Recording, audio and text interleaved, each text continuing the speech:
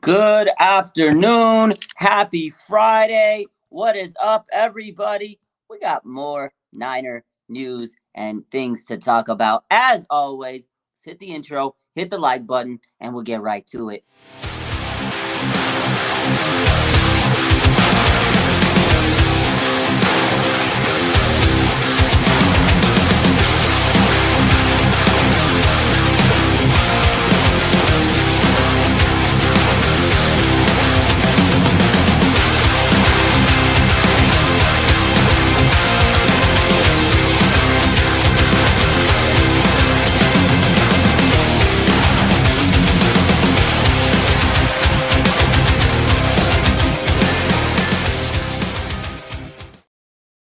How are we doing? Happy Friday afternoon. Oh, finally, it's Friday. It's a weekend. It's coming up. We got a game on this weekend. The Super Bowl. Obviously, Niners aren't there. But that means the end of the season is finally here, pretty much officially going to be here after the Sunday. And we got a long offseason. And, there's been a lot of news already. We're going to get into that. We're going to talk about Brock Purdy specifically and his updates regarding his upcoming surgery and then everything else. Because the Niners are, you know what? The Niners have taken over the media week. This is the Super Bowl media week. And I feel like more people are talking about the 49ers than the Eagles, than the Chiefs. It's crazy to me. So what's up, everybody? How we doing? Debbie, Mark, VZ, Throwback, Christy. What's up, everybody? All the early bloomers. How are we feeling? So I'm going to get right into it. So Brock Purdy, obviously we know that his surgery is scheduled for February 22nd. That was the report that came out earlier in the week. And Ian Rappaport, he stated he should be ready for training camp in some limited capacity as long as the surgery goes well. Right? We pretty much hope that he goes in, they do the repair, and, he rehabs, and he'll be ready to go for the early part of the season, pretty much, right? That's the hope. That's what we're hoping. Yesterday, Brock Purdy did go in.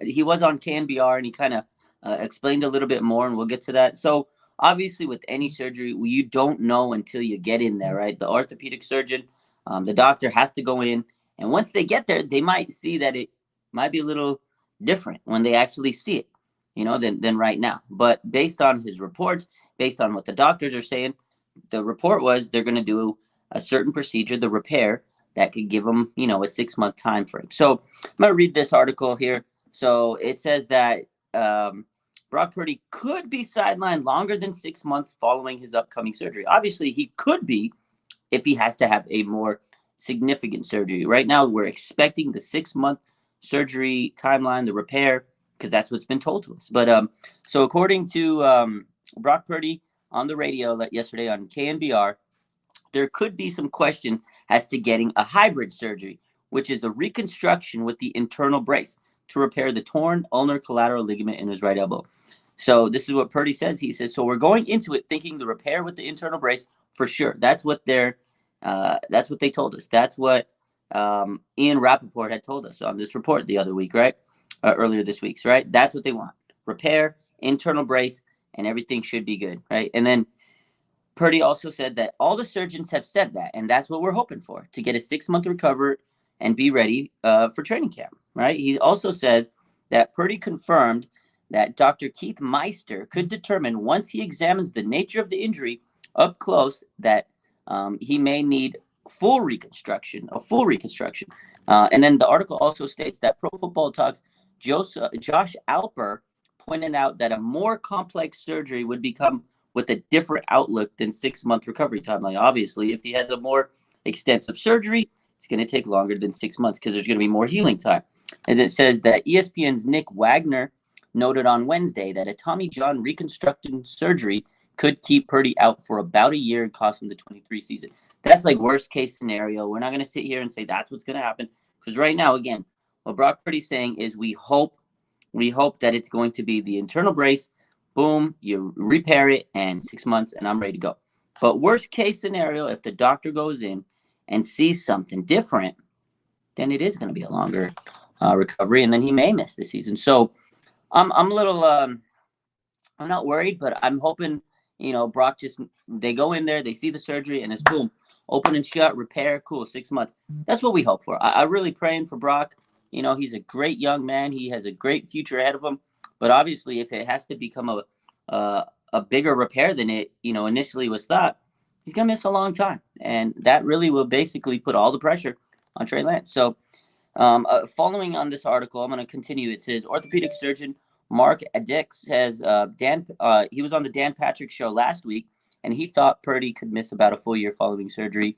This was a surgeon that's not related to his case, right? But this was just his medical opinion. I think this was tweeted last week, and it got misinterpreted that it was a report. But this was a surgeon that doesn't follow the case. But in his mind, he says if it was a more significant surgery than the thought, he would be out for a year. So basically, if Purdy needs a little bit more extensive surgery, obviously he's going to need a more extensive recovery. So I really hope that everything happens for the best for Brock.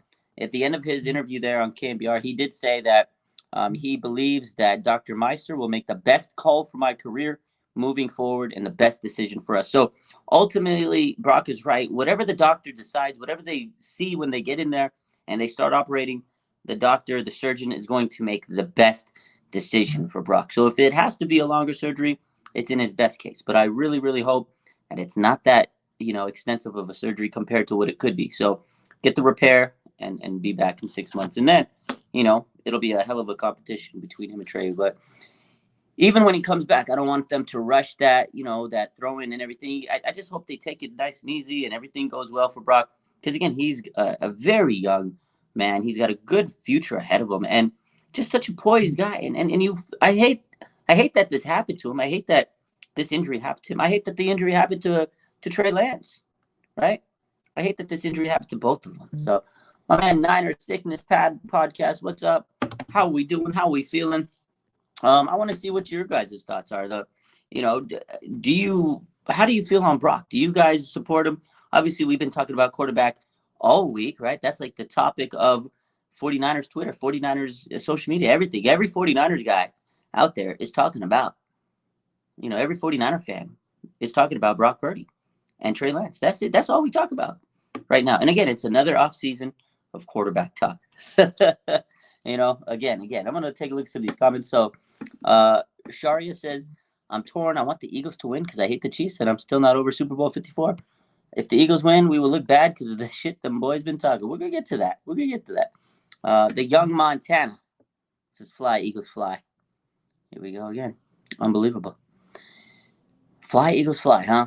I hope they don't win. But, speaking of Brock, though, going back to this whole report is, at the end of the day, we don't know until the surgery happens. So, again, 22nd of February is when we find out all of what's going to happen with Brock, right? They're going to go in, do the surgery, and afterwards we'll probably find out, what's going to happen 100%. They'll tell us, what exactly may have happened shortly after that surgery. So, again, I'm going to cross my fingers. I'm going to send some prayers up to Brock that he doesn't need an extensive amount of surgery. But again, if it is, so be it. And he's got to go ahead and recover. Regardless of what type of surgery he's going to get, he's going to have to recover and get over this surgery mentally, physically, and just hope that everything goes well with no setbacks. That's all you can hope.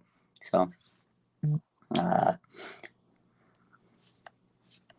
Throwback says, why are they going at my man Kittle? He's right about Kelsey and Mahomes. Kittle and Kelsey's are buddies. It's respect, 100%. So, Throwback is a good comment. We'll segue to the Eagles and the Niners. They're still talking about it, almost 2 weeks later. And these people, the media, still can't stop talking about the 49ers. And again, the Niners are getting dragged on social media. It's, why are the Niners talking? Why are they talking? Are they salty? Brandon Ayuk said this. Robbie Gould said this. Debo said this. Debo said what he said because these media are asking him. They're literally on TV, on radio. They're doing interviews all week. And they're asking him the questions. Like, they don't tell the guy, hey, Dan Patrick, hey, Stuart, or hey, Skip Bayless, or, hey, Stephen A, or, hey, Pat McAfee, can you ask me this question? They're not telling him to ask him that question. They're literally sitting there getting the questions answered. And like Debo said, what was he supposed to say? Oh, no, we thought we were going to lose. He's going to be honest with you. Like, they're going to keep it 100. They're going to be for real. And that's exactly what the players are doing. They're going to tell you their side of it. They're going to tell you what they feel. And that's it. If you ask a question, be prepared to get an answer. I mean, if you ask me a question, I'm not going to stare at you like this. I'm going to answer your question. You know what I mean? So it's just funny to me because the media, of course, they want a reaction. Of course, they want to stir the pot. Of course, they want some spicy answer. And they're getting it. And honestly, it's not really spicy. It's the 49ers are telling their truth, their side of the media. And they've all pretty much said the exact same thing. And it's not harsh criticism. It's not like they're salty. They're just basically saying if the starting quarterback wasn't hurt, they had a better chance to win. And it's not even you can't sit there and tell me that's not true. Whether they would have won or not, they would have had a better chance to compete. And we're sitting here 2 weeks later still talking about it because the media loves the 49ers. The media loves the 49ers. You know what I mean? And then you got CMC. Hope both teams lose. That's it. And he said it a couple times. He was on another interview, I think, with Yahoo Sports. And he says, let me just get this out of the way. Don't even ask that question. He knew. He's like, don't even ask the question. The answer is the same. I hope both teams lose. Like, these players know they're going to get asked the same stupid question every single time. Like, every media outlet they've went to, because they're all meeting with different people, different sources, different media people, and they ask the same questions. They're probably like, oh, let me ask him this question. Is he going to say something different? They're going to give you the same answer. They're going to give out the same answer. So I don't know. The media is the media. You know what I mean? Like, they're going to sit there and try to push for an edgy answer because that's what they want. They want to get the clicks. They want to get the views. You know what I mean? That's what the media does. They want to get people engaged. It's funny, man. But yeah, I like exactly what Debo said. And then he retweeted. So Debo retweeted something. I'm going to read this, So he tweeted out and he says, LOL, what do you want us to say that we're going to just win anyways, right? And he says, be for real. So then he retweeted this. And this was from 49ers Sports Talk on Twitter, 49ers and NFL News 24/7. I don't know if you guys follow him on Twitter. Good guy. He's a good follow. Posts a lot of news and everything. And he says this was his tweet and Debo retweeted it. So it basically tells you what Debo is feeling. He says, people are getting pissed at the 49ers players for talking about the NFC Championship loss. He says, when every effing media booth, podcaster, and network on Radio Row is asking them, in quotes, tell me how it felt to lose two quarterbacks in an injury against Philly that had to hurt. And then he says, WTF, y'all expect SMH, right? Like, exactly. What do you expect? And then that's when Debo said, what do you want us to say? Right? That they were going to win anyway. So exactly. It's like I had people in my comments this morning with Robbie Gold's take, because Robbie Gold actually, he says if you make Jalen Hurts play quarterback, you're probably going to have a pretty solid day on defense. And people see the quote and they went away. Oh, he's just said, what does the kicker know? What does the kicker know?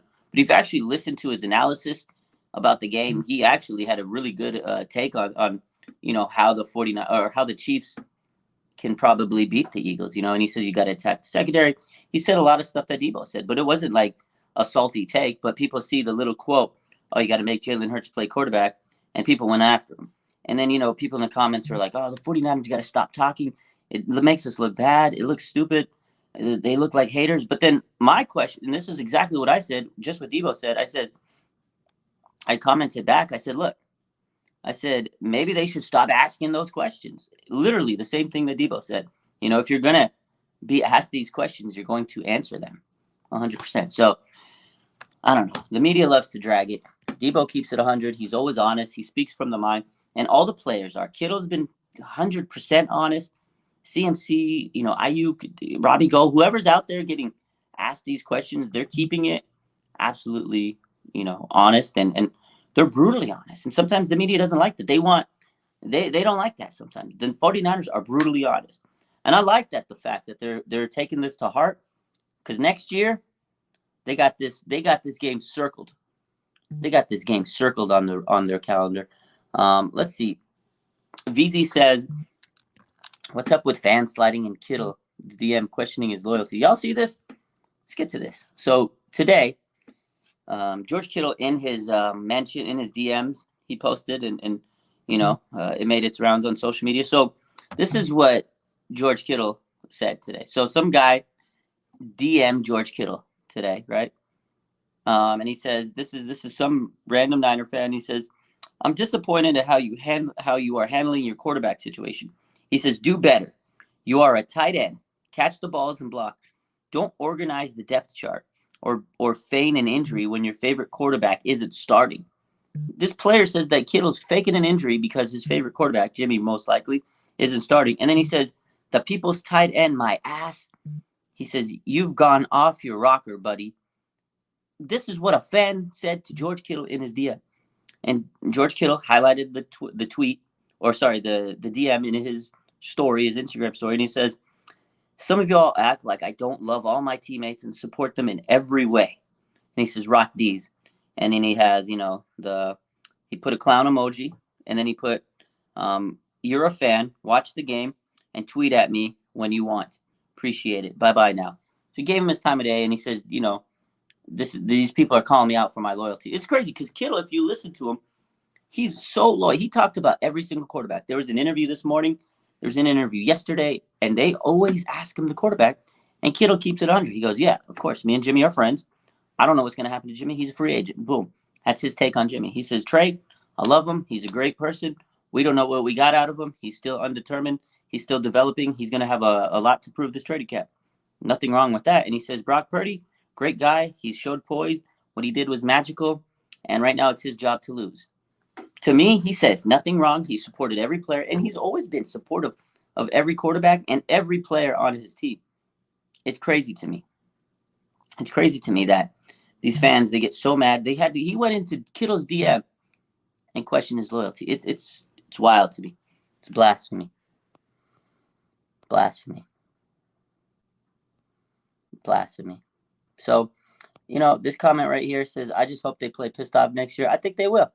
I think the fans, kind of Eagles fans, some Niner fans, they got these people coming at them, and I think they're going to come out and play with some, aggression. And obviously they lost, so they're going to be playing with some, aggression. VZ says these fans are always coming at Kittle. They always come at Kittle.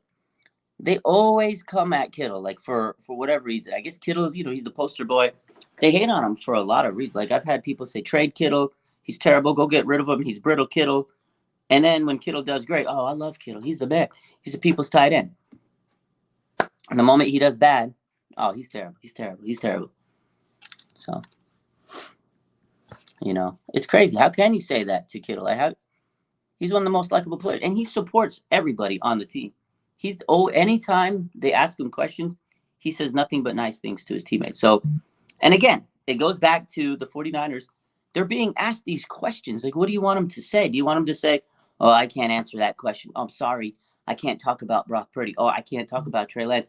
It's just crazy to me because, again, their part of their job is answering the questions of the media. That's what we do in the media. When you're talking to a player or an athlete or whoever you're talking to, a singer, songwriter, musician, movie star, whatever, you're going to ask them questions and you expect an answer. They're being honest. My man, SG Sports Talk, what's good? How we doing? Sal says they're human. 100%. Everybody's human, but people don't make them human because they're athletes, so they have to be like perfect, it seems like. SG says, how is your day going? It's going great. I'm home now. Busy day at work, but glad to be back. I hope you're doing well. How is your day going? How's everybody's day going? How are you guys doing? Let me take a break from talking and just running my mouth to ask you guys, how are you doing? How's everybody feeling? It's Friday. Everybody doing good? Hopefully none of y'all work this weekend. I work Saturdays, but it is what it is. Got to pay those bills. How the heck is everybody doing out there in the chat? Let me know. Tell me how you're feeling. Young Montana says, Rombo's a cool guy. He's an OG, but his chat is crazy. Rombo's chat is crazy. Can I put the StreamYard link? Tonight, I don't have the link off top right here. I started. I'm going to do a call-in show later this week. So maybe when I go later this week, I do a call-in show. We'll drop that StreamYard link. So SG says, I'm feeling great. Nia says, happy Friday. What's up? Like I said, I'm home finally and feeling good. I'm ready for the Super Bowl this weekend. What are you guys doing for the Super Bowl? What's everybody's plans? Raul says, hurt, still knowing we could have been the ones in Arizona this Sunday. I feel bad too. Collab with Rombo. I've been trying to. I don't know. We got to make something work. Schedules don't always link up. SG Sports. Yes, for sure. When I have a call-in show, hop on. I'd love to have you on the show. My man 49ers first take Aaron, he says, I'm not watching. I don't know. I'm going to watch it because it's the Super Bowl. You got to watch the Super Bowl. But, yeah, I don't. I'm like, I feel like Christian McCaffrey. I want both teams to lose.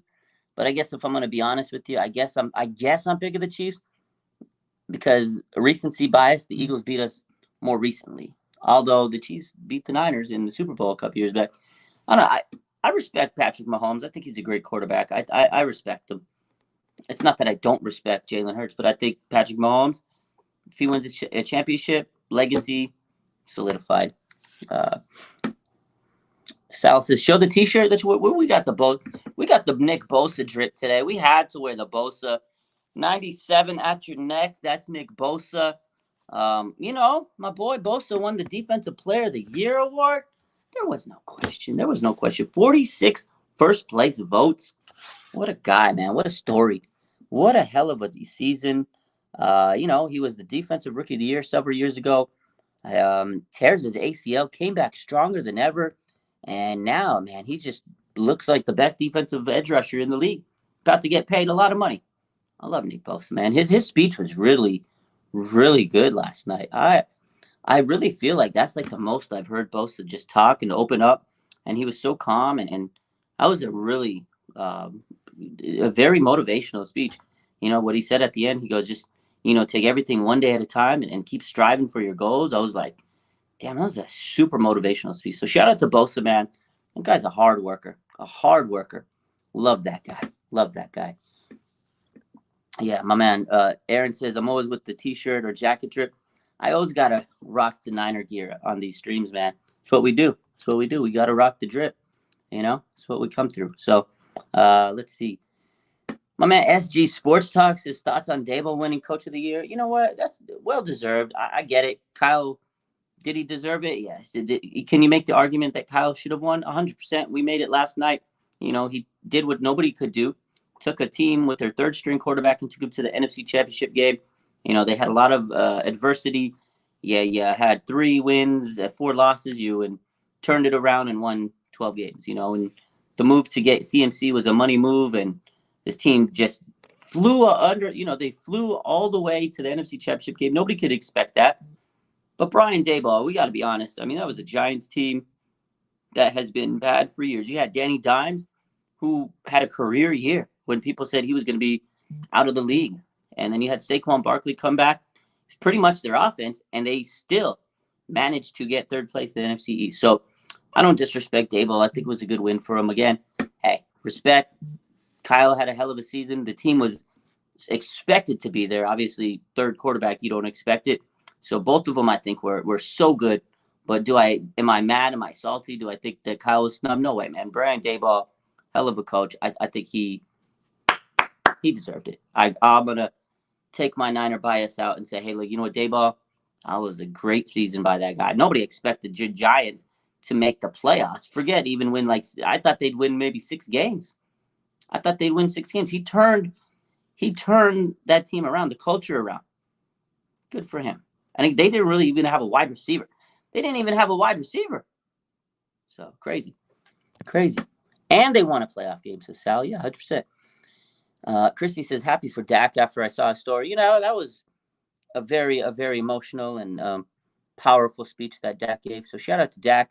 We can sit here and talk all we want when we're playing a team and then we're getting caught up in the emotions and all the trash talk. But when you take all that stuff away and season's over and you see guys just go out there and you see who they really are, makes you respect them. So shout out to Dak, man. That was a hell of a story and a hell of a speech that he gave. So he won Walter Payton Man of the Year award, and I think he deserved it. Good stuff. He won the Walter Payton Man of the Year award. T-Money says that's what he won. So.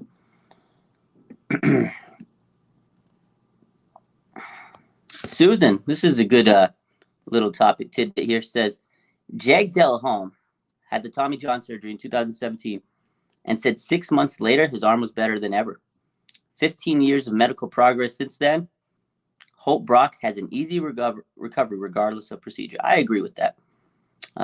You're right. 15 years later, surgical methods, medical technology, way different than it was 15 years ago. So I'm guessing is going to be a lot.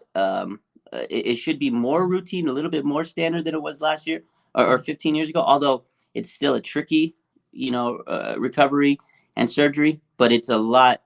I feel like more researched on than it had been back then. So regardless, like you said, regardless of whatever procedure he has to get, ultimately, I hope it goes well, and I hope he doesn't have any setbacks. So SG says, so angry that Willis got snubbed. Sal says Willis, he definitely got snubbed. I feel like that's the vibe most fans are feeling. I felt that he did too. I feel like, unfortunately, the reason I think that Willis didn't get in is because of the fact that he didn't play enough years. And I think they're going to hold that against him. And I think it's going to take him a few years to get in, unfortunately. And linebackers, they don't always get in, right away. It takes them a while. Like Zach Thomas had been trying to get in for many, many, many years. So I feel like, okay, he's next up. It's like a DMV. To me, I see the Hall of Fame as like, okay, here's a DMV ticket. If you're not like one of the all-time greats, like a Tom Brady, you ain't getting in right away, right? They know, Tom Brady's getting in the day he's, ready to get in. The day he's eligible, fucking he's in. He doesn't even have to go through is Tom a finalist? Is he a sub-finalist? It's gonna be Tom Brady already. You're in the Hall of Fame. You're eligible. But other players that aren't like that, it's like the fucking DMV. It's like, okay, you've waited a long, let me see. Now serving Patrick Willis. Yep. It's been 18 years. It's time. Because last night it was basically the Hall of Fame saying, now serving Zach Thomas. Come on down and claim your Hall of Fame, acceptance. That's literally what it was. Because if you strip it down and you look at the accolades of Zach Thomas versus Patrick Willis, they have the same accolades. 5-time All-Pro, 7-time Pro Bowler. The difference, Zach Thomas played twice as many years as Patrick Willis. And then the other difference is Zach Thomas had 500 more tackles than Patrick Willis. Well, obviously, he played twice as long as him. Hello. So I feel like because Patrick ended his career a little bit earlier than Zach Thomas, he's going to get penalized. It's unfortunate. My man, 49ers First Take says, if you ever get the chance, interview Tabor Pepper. I don't have the requisite credentials. He seems like he'd be an interesting listen. Tabor's my boy. I remember when he first came on the team, he followed me on Instagram. He went live with me on Instagram. He's a good dude. I haven't talked to him in a while. He does DM me a few times here and there. That's somebody I was actually thinking about, Tabor. He is a free agent.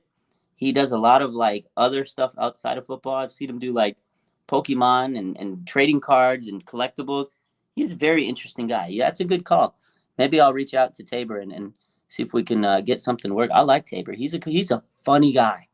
Like on Twitter, you got George Kittle, and he always has some funny stuff. But Tabor, he posts some stuff. I'm just like, this guy's hilarious. So, and I remember one time someone called him a Walmart George Kittle.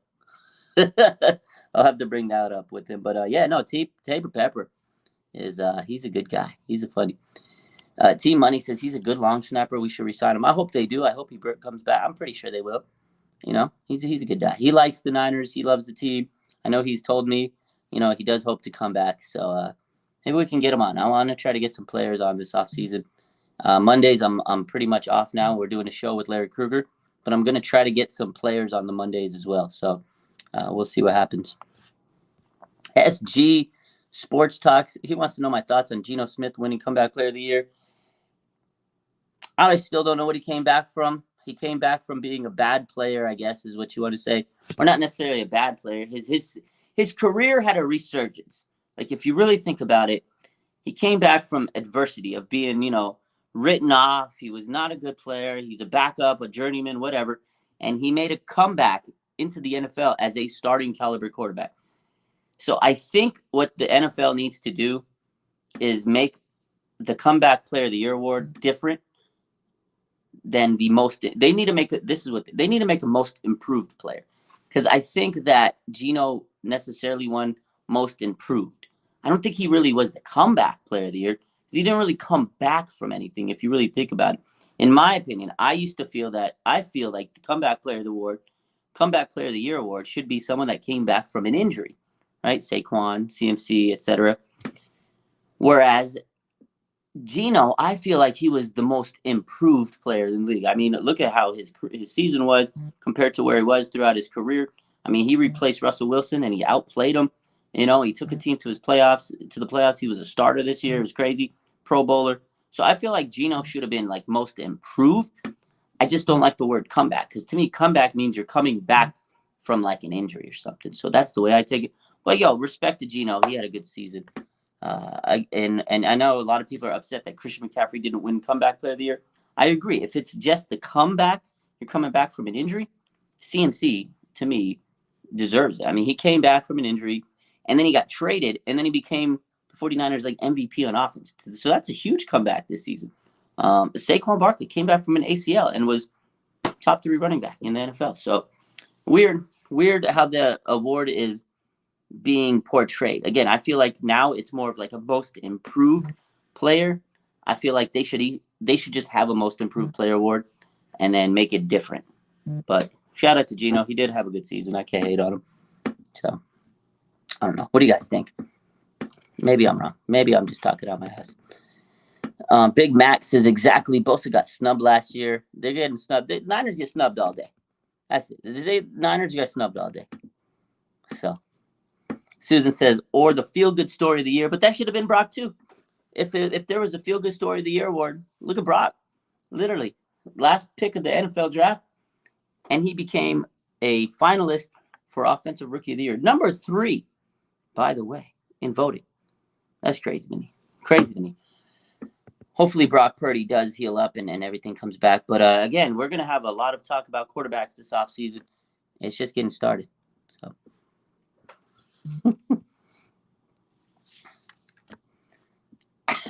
My man 49ers First Take says he came back from being dirty truck stop toilet water horrible. That's bad. Is that how bad Gino was? That's bad. Hey, and then he became a Pro Bowler. So that's a hell of a comeback from being dirty truck stop toilet water to a Pro Bowler. That's a comeback. That's a comeback story. Good stuff. That's funny. That's hilarious. A dirty truck stop toilet water into a Pro Bowler. What a comeback. What a comeback. It's a comeback, huh? But overall, I feel like this, I think the awards were good. I mean, again, Nick Bosa winning Defensive Player of the Year, hands down, deserved it. The guy was a beast. So, hey, at the end of the day, I'm happy. Again, I just wish we were playing the Super Bowl this weekend, but it is what it is. Let's see. Stummy says, feel like Purdy playing and shows that Trey, he don't got to do too much. Playing and balling.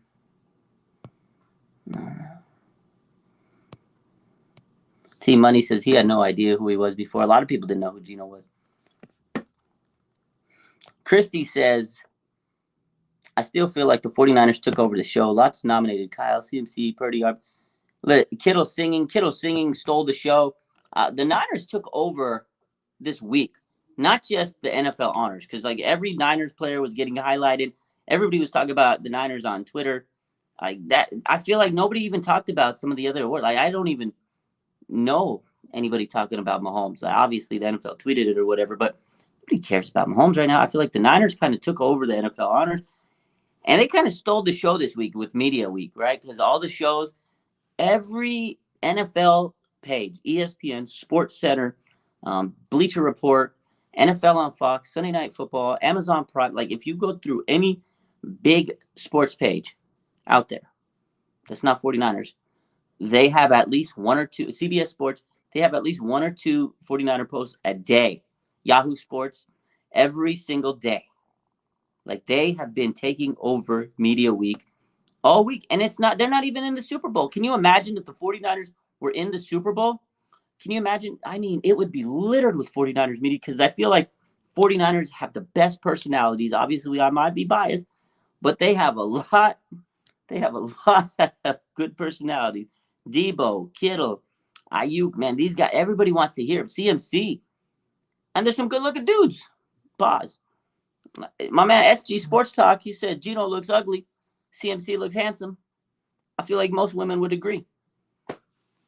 So, But being real though, the Niners have definitely taken over the media week. It's crazy. It's amazing. Like we're not even in the Super Bowl, and the 49ers are being talked about on every major sports outlet.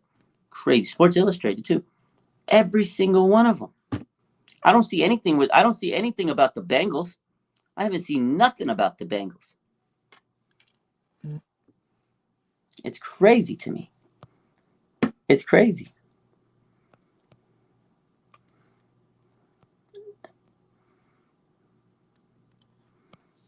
And then Susan says, it seemed like some boos when Bosa shouted out the number one defense. Everybody's jealous. I agree. Again, the Niners have taken over media week. I love it. I absolutely love it. They took over. And then again, it goes back to what we were saying about, the 49ers need to stop talking. They need to stop talking. They need to they got to stop talking. They're sitting on the couch. Well, again, the media keeps asking them. They want the Niners on their shows. They keep asking the same stupid question. So, boom, back to what we were talking about earlier is, okay, you got the 49ers literally on everybody's show, and they're all asking the same dumb questions. I love it. 49ers media says, thoughts on Kittle's song? His singing is as good as your dancing. That's it. His singing is as good as your dancing. Don't quit your day job. And George Kittle, please do not quit your day job. Both horrible. Love it, though. It was funny. Absolutely hilarious. Absolutely hilarious. Absolutely hilarious. Oh, man. The song, I mean, you know what, though? I got to say this, though. George Kittle, it takes a lot of courage. He's a brave guy to go out there and sing that cringy song. Lyrics were funny, but I mean, to go out there, he's probably getting roasted by everybody out there in the NFL. He's probably getting roasted by all his peers, Team Money, what would Kittle's entrance song be in the WWE? Ooh, that's a good question. I don't know. He's got to have something like, I don't know. That's a good one. He's a rock guy. I could feel he needs something like grungy, just a good grungy rock song to come out to, Clarkson's dress, yeah, the Dallas thing. She shouldn't have worn no Dallas stuff, but it is what it is. It's a good NFL honor. It's a good way to tie up the season. Those things are fun. They're entertaining. Again, it was a fun show. It was nice to see everybody vibing, and again, all the 49ers out there and everybody well represented. The Niners were well represented. You had Brock Purdy there, Nick Bosa there, CMC, Kittle. They had a good time. So what we like to see. I like these players to be happy because it's been a long, torturous season.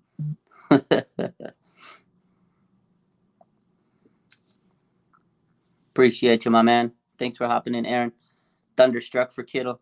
Yeah, that'd be good. T Money says it was a Niners show. It felt like it. Felt like the Niners took over it. I loved it. Let's see. We got any comments here? Any questions? No more questions in there. I think we hit every question. But yeah, good stuff. We going into the weekend. Final question for you guys. Who's winning the Super Bowl? Chiefs, Eagles? Be honest with me. Who do you guys think is winning? Drop some predictions in there. I think the Chiefs are winning by 10 points. I really think it's hard to count out Patrick Mahomes. The guy's a beast. He's a monster. And again, I think they're going to use these screen passes, little slant plays. They're going to figure out ways to beat the Eagles. But the Eagles have a great offensive line. Chris Jones, Frank Clark, they're going to have their work cut out. But I just cannot bet against Patrick Mahomes. I can't see it. Casey, let's see what y'all are thinking. Let's see. Okay, here we go. Let's see what y'all got. Let's see. Media says Chiefs. Jorge Lewis says Hassan. SG Sports Talk says 75-0 Kansas City. Russell Garcia says F the Eagles. Let's see. Ignist says Chiefs 34-17. Big Mac Sports Kansas City. Jason Hess says the Chiefs 34, Eagles 31. Eagles Christy Marie. VZKC by 12. T Money says Chiefs by 13. Supreme 69 says Kansas City. Jesus says KC. Eagles 31-21 from Sarai. Supreme. Oh yeah, KC. There we go. Debbie says Kansas City by 2 scores. Whew. Let's hope. 49ers Raj says, I got Mahomes. I'm not betting against Mahomes. We'll see what happens. I just hope it's a good game. I hope it's not one of those terrible Super Bowl. I hope it's not a terrible Super Bowl because I will be sick to my stomach if it's one of those terrible Super Bowls. Let's hope for a good game. Let's hope for a good weekend. I'll be live a little later. Let's hope that Brock Purdy surgery, everything is good. Prayers up to Brock. Shout out to the Niners. Shout out to Nick Bosa, Defensive Player of the Year. In case you forgot, you didn't forget now. Nick Bosa, in case you forgot, the Defensive Player of the Year. I appreciate you guys. We'll be live a little later on Instagram. Have a good rest of your day. I love you. Bang, bang. And again, hit that like button for me.